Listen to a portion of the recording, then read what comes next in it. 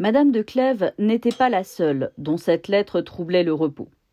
Le vidame de Chartres, qui l'avait perdu, et non pas M. de Nemours, en était dans une extrême inquiétude. Il avait passé tout le soir chez M. de Guise, qui avait donné un grand souper au duc de Ferrare, son beau-frère, et à toute la jeunesse de la cour. Le hasard fit qu'en soupant, on parla de jolies lettres. Le vidame de Chartres dit qu'il en avait une sur lui, plus jolie que toutes celles qui avaient jamais été écrites. On le pressa de la montrer, il s'en défendit, c'est-à-dire il refusa. Monsieur de Nemours lui soutint qu'il n'en avait point et qu'il ne parlait que par vanité, c'est-à-dire que Nemours lui dit « tu te vantes ». Le vidame lui répondit qu'il poussait sa discrétion à bout et que, néanmoins, il ne montrerait pas la lettre, mais qu'il en lirait quelques endroits qui feraient juger que peu d'hommes en recevaient de pareils. En même temps, il voulut prendre cette lettre et ne la trouva point. Il la chercha inutilement et on lui en fit la guerre. Mais il parut si inquiet que l'on cessa de lui en parler. Il se retira plus tôt que les autres et s'en alla chez lui avec impatience pour voir s'il n'y avait point laissé la lettre qui lui manquait. Comme il la cherchait encore, un premier valet de chambre de la reine le vint trouver, pour lui dire que la vicomtesse d'Uzès avait cru nécessaire de l'avertir en diligence que l'on avait dit chez la reine qu'il était tombé une lettre de galanterie de sa poche pendant qu'il était au jeu de paume, que l'on avait raconté une grande partie de ce qui était dans la lettre, que la reine avait témoigné beaucoup de curiosité de la voir, qu'elle l'avait envoyé demander à un de ses gentilshommes servants, mais qu'il avait répondu qu'il l'avait laissé entre les mains de Chastelard. Le premier valet de chambre dit encore beaucoup d'autres choses au vidame de Chartres, qui achevèrent de lui donner un grand trouble. Il sortit, à l'heure même, pour aller chez un gentilhomme qui était un ami intime de Chastelard. Il le fit lever, quoique l'heure fût extraordinaire, pour aller demander cette lettre, sans dire qui était celui qui la demandait, et qui l'avait perdue. Chastelard, qui avait l'esprit prévenu qu'elle était à M. de Nemours, et que ce prince était amoureux de madame la dauphine, ne douta point que ce ne fût lui qui la faisait redemander. Il répondit avec une maligne joie qu'il avait remis la lettre entre les mains de la reine dauphine. C'est-à-dire que Chastelard, globalement, est persuadé que la lettre qu'il a récupérée vient de Nemours, que Nemours est amoureux de la dauphine, et il se vante de l'avoir remise à la dauphine, parce qu'en fait, il essaie de mettre des bâtons dans les roues pour l'amour supposé de M. de Nemours pour la dauphine, puisque Chastelard est aussi amoureux de la dauphine. Donc il se vante de l'avoir donnée à celle-ci. Le gentilhomme vint faire cette réponse au vidame de Chartres. Elle augmenta l'inquiétude qu'il avait déjà et y enjoignit encore de nouvelles. Après avoir été longtemps irrésolu sur ce qu'il devait faire, il trouva qu'il n'y avait que M. de Nemours qui pût lui aider à sortir de l'embarras où il était. Il s'en alla chez lui et entra dans sa chambre que le jour ne commençait qu'à paraître, c'est-à-dire qu'il entre dans la chambre de Nemours au petit matin. Ce prince dormait d'un sommeil tranquille. Ce qu'il avait vu le jour précédent de madame de Clèves ne lui avait donné que des idées agréables. Il fut bien surpris de se voir éveillé par le vidame de Chartres, et il lui demanda si c'était pour se venger de ce qu'il lui avait dit pendant le souper qu'il venait troubler son repos. Le vidame lui fit bien juger par son visage qu'il n'y avait rien que de sérieux au sujet qui l'amenait. « Je viens vous confier la plus importante affaire de ma vie, » lui dit-il. « Je sais bien que vous ne m'en devez pas être obligé, puisque c'est dans un temps où j'ai besoin de votre secours. Mais je sais bien aussi que j'aurais perdu de votre estime si je vous avais appris tout ce que je vais vous dire sans que la nécessité m'y eût contraint. J'ai laissé tomber cette lettre dont je parlais hier au soir.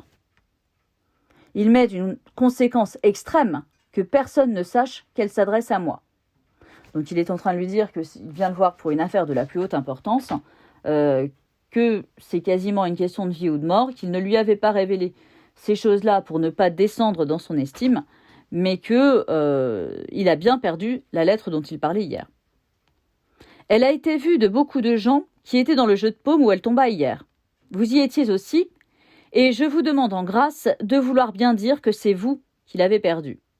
« Il faut que vous croyiez que je n'ai point de maîtresse, » reprit M. de Nemours en souriant. « pour me faire une pareille proposition et pour vous imaginer qu'il n'y ait personne avec qui je me puisse brouiller en laissant croire que je reçois de pareilles lettres. Je vous prie, lui dit le vidame, écoutez-moi sérieusement. Monsieur de Nemours prend l'affaire un peu à la blague en lui disant « Écoute, je ne veux pas me compromettre avec ma maîtresse pour toi. Si vous avez une maîtresse, comme je n'en doute point, quoique je ne sache pas qui elle est, il vous sera aisé de vous justifier, et je vous en donnerai les moyens infaillibles. Quand vous ne vous justifieriez pas auprès d'elle, il ne vous en peut coûter que d'être brouillé pour quelques moments. Mais moi, par cette aventure, je déshonore une personne qui m'a passionnément aimée, et qui est une des plus estimables femmes du monde. Et d'un autre côté, je m'attire une haine implacable qui me coûtera ma fortune et peut-être quelque chose de plus. » « Je ne puis entendre tout ce que vous me dites, » répondit M. de Nemours. « Mais vous me faites entrevoir que les bruits qui ont couru de l'intérêt qu'une grande princesse prenait à vous ne sont pas entièrement faux. C'est-à-dire que je ne comprends rien de ce que vous me dites, mais par contre, il me semble que j'ai entendu des rumeurs et ça a l'air d'être juste. » « Ils ne le sont pas aussi, » repartit le vidame de Chartres. « Et plût à Dieu qu'ils le fussent, je ne me trouverais pas dans l'embarras où je me trouve. Mais il faut vous raconter tout ce qui s'est passé, pour vous faire voir tout ce que j'ai à craindre. » Donc à partir de ce moment-là, va commencer une autre histoire secondaire, celle du vidame de Chartres, qui est racontée par le vidame lui-même. Depuis que je suis à la cour, la reine m'a toujours traité avec beaucoup de distinction et d'agrément, et j'avais eu lieu de croire qu'elle avait de la bonté pour moi. Néanmoins, il n'y avait rien de particulier, et je n'avais jamais songé à avoir d'autres sentiments pour elle que ceux du respect. J'étais même fort amoureux de madame de Thémines. Il est aisé de juger en la voyant qu'on peut avoir beaucoup d'amour pour elle quand on en est aimé, et je l'étais. Il y a près de 2 ans que, comme la cour était à Fontainebleau, je me trouvais 2 ou 3 fois en conversation avec la reine, à des heures où il y avait très peu de monde. Il me parut que mon esprit lui plaisait, et qu'elle entrait dans tout ce que je disais. C'est-à-dire qu'elle était d'accord avec moi très souvent. Un jour, entre autres, on se mit à parler de la confiance. Je dis qu'il n'y avait personne en qui j'en eusse une entière, que je trouvais que l'on se repentait toujours d'en avoir, et que je savais beaucoup de choses dont je n'avais jamais parlé. La reine me dit qu'elle m'en estimait davantage, qu'elle n'avait trouvé personne en France qui eût du secret, c'est-à-dire qu'elle n'a trouvé personne en France pour tenir sa langue, et que c'était ce qui l'avait le plus embarrassé, parce que cela lui avait ôté le plaisir de donner sa confiance, que c'était une chose nécessaire dans la vie que d'avoir quelqu'un à qui on pût parler, et surtout pour les personnes de son rang. Les jours suivants, elle reprit encore plusieurs fois la même conversation. Elle m'apprit même des choses assez particulières qui se passaient. Enfin, il me sembla qu'elle souhaitait de s'assurer de mon secret, et qu'elle avait envie de me confier les siens. Cette pensée m'attacha à elle, et je fus touché de sa distinction. Et je lui fis ma cour avec beaucoup plus d'assiduité que je n'avais accoutumé. C'est-à-dire que la reine va se confier en quelque sorte au vidame de Chartres, elle lui montre qu'elle a confiance en lui, et donc il lui fait sa cour, c'est-à-dire qu'il est assidu dans ses visites. Il n'y a pas forcément de sentiments amoureux ici, enfin, c'est assez ambigu. Un soir que le roi et toutes les dames s'en étaient allés promener à cheval dans la forêt, où elle n'avait pas voulu aller parce qu'elle s'était trouvée un peu mal, je demeurai auprès d'elle. Elle descendit au bord de l'étang et quitta la main de ses écuyers pour marcher avec plus de liberté. Après qu'elle eut fait quelques tours, elle s'approcha de moi et m'ordonna de la suivre. « Je veux vous parler, » me dit-elle, « et vous verrez, par ce que je vais vous dire, que je suis de vos amis. » Elle s'arrêta à ces paroles et, me regardant fixement, « Vous êtes amoureux, » continua-t-elle. « Et parce que vous ne vous fiez peut-être à personne, vous croyez que votre amour n'est pas su. Mais il est connu, et même des personnes intéressées. On vous observe, on sait les lieux où vous voyez votre maîtresse, on a dessein de vous y surprendre. Je ne sais qui elle est, je ne vous le demande point, et je veux seulement vous garantir des malheurs où vous pouvez tomber. Donc le vidame de Chartres a certainement une aventure, et la reine lui apprend que on connaît ses rendez-vous secrets et qu'il va se faire surprendre. Voyez, je vous prie, quel piège me tendait la reine et combien il était difficile de n'y pas tomber. Elle voulait savoir si j'étais amoureux, et en ne me demandant point de qui je l'étais, et en ne me laissant voir que la seule intention de me faire plaisir, puisqu'elle le tire d'un péril imminent, elle m'ôtait la pensée qu'elle me parlât par curiosité ou par dessein. Cependant, contre toutes sortes d'apparences, je démêlais la vérité, c'est-à-dire que la reine essaie de le manipuler et il s'en aperçoit. J'étais amoureux de madame de Thémines, mais, quoiqu'elle m'aimât, je n'étais pas assez heureux pour avoir des lieux particuliers à la voir, et pour craindre d'y être surpris. C'est-à-dire qu'en fait, la reine a prêché le faux pour savoir le vrai, puisque le vidame n'a pas de rendez-vous de secret en ce moment. Donc il s'aperçoit qu'elle le manipule. Et ainsi, je vis bien que ce ne pouvait être elle dont la reine voulait parler. Je savais bien aussi que j'avais un commerce de galanterie avec une autre femme moins belle et moins sévère que madame de Thémines, et qu'il n'était pas impossible que l'on eût découvert le lieu où je la voyais. Mais, comme je m'en souciais peu, il m'était aisé de me mettre à couvert de toutes sortes de périls en cessant de la voir. C'est-à-dire que le roi a en quelque sorte, le vidame, a en quelque sorte 3 aventures en même temps. Ainsi, je pris le parti de ne rien avouer à la reine, et de l'assurer, au contraire, qu'il y avait très longtemps que j'avais abandonné le désir de me faire aimer des femmes dont je pouvais espérer de l'être, parce que je les trouvais quasi toutes indignes d'attacher une honnête personne, et qu'il n'y avait que quelque chose fort au-dessus d'elle qui pût m'engager. C'est-à-dire qu'il lui dit qu'il n'a pas de maîtresse, parce que les femmes sont indignes de lui, leur comportement, etc. « Vous ne me répondez pas sincèrement, répliqua la reine. Je sais le contraire de ce que vous me dites. La manière dont je vous parle vous doit obliger à ne me rien cacher. Je veux que vous soyez de mes amis, continua-t-elle, mais je ne veux pas, en vous donnant cette place, ignorer quels sont vos attachements. Voyez si vous la voulez acheter au prix de me les apprendre. Je vous donne 2 jours pour y penser. Mais après ce temps-là, songez bien à ce que vous me direz, et souvenez-vous que si dans la suite je trouve que vous m'ayez trompé, je ne vous le pardonnerai de ma vie. » C'est-à-dire que la reine voit bien qu'il a deviné sa pensée, mais en même temps, elle soumet en quelque sorte son amitié véritable au fait que le vidame va lui dire quels sont ses attachements, qui sont ses maîtresses, et va en quelque sorte lui donner des armes contre lui, mais en tout cas va l'informer. La reine me quitta après m'avoir dit ces paroles, sans attendre ma réponse. Vous pouvez croire que je demeurais l'esprit bien rempli de ce qu'elle me venait de dire. Les 2 jours qu'elle m'avait donnés pour y penser ne me parurent pas trop longs pour me déterminer. Je voyais qu'elle voulait savoir si j'étais amoureux, et qu'elle ne souhaitait pas que je le fusse. Je voyais les suites et les conséquences du parti que j'allais prendre. Ma vanité n'était pas peu flattée d'une liaison particulière avec une reine, et une reine dont la personne est encore extrêmement aimable.